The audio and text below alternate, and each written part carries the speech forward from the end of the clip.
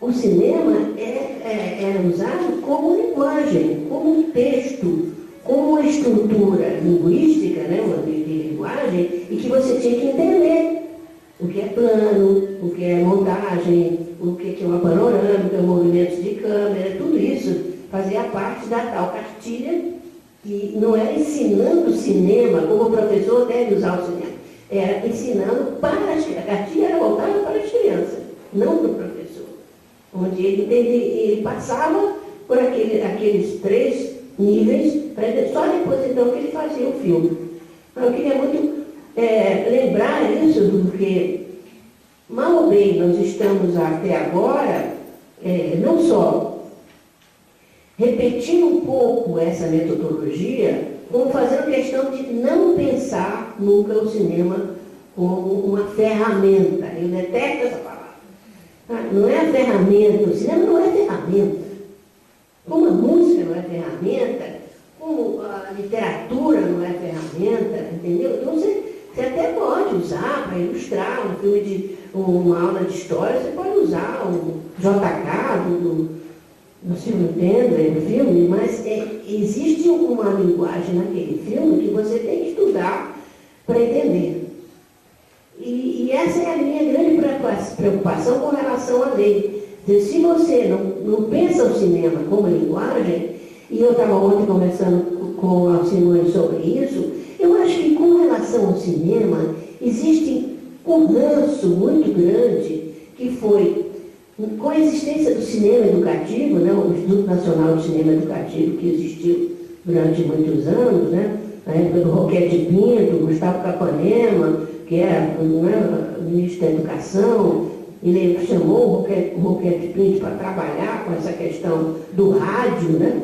O Roquete Pinto, o rádio e o cinema, ele dizia, o rádio e o cinema devem ser escola para onde não existe escola.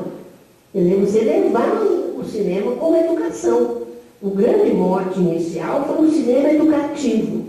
Humberto Mauro fez 400 curta-metragens no tempo, né, do Instituto Nacional de Cinema Educativo, que depois virou a Embrafilme, né? Então esse ranço, eu acho que começou aí, eu chamo de ranço, uma coisa assim, de que você pensar o cinema como essa tal ferramenta. E o outro lado que se pensa cinema é como diversão.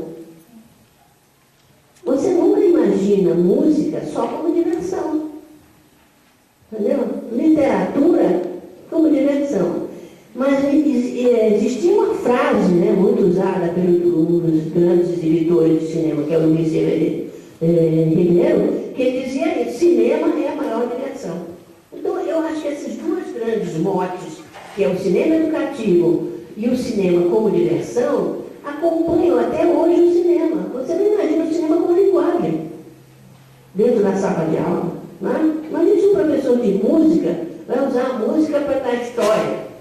Né? Ou a aula de matemática até poderia ser, né? Porque tem um ritmo, tem os compassos, podia usar isso para aula de matemática, por que não?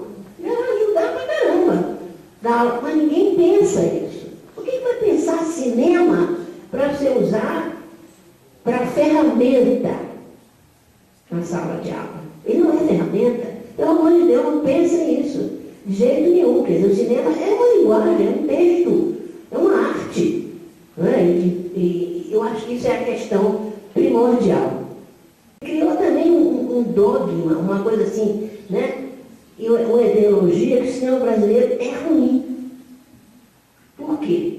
Porque você exibe o cinema brasileiro com condições horríveis, exibia, né? Agora não, condições horríveis de som, você mal ouvia o diálogo no filme, a música essa então não se ouvia nunca, e você é acostumado a ver cinema americano, não importa se o som está ruim, porque tem a legenda, você não precisa ouvir o diálogo, né?